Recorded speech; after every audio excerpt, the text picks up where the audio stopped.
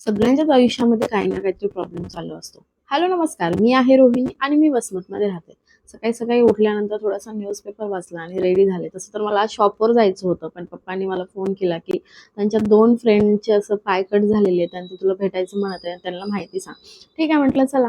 मग सगळ्यात पहिल्यांदा दुकान ओपन करण्याच्या आधी मी पप्पासोबत बाहेर गेले होते आणि सरांना भेटले. एक तर PSI होते, त्यांचा शुगरमुळे गँग्रीनमुळे पाय कट झाला होता आणि हे एक आजोबा होते, त्यांचा पाय कट झाला होता.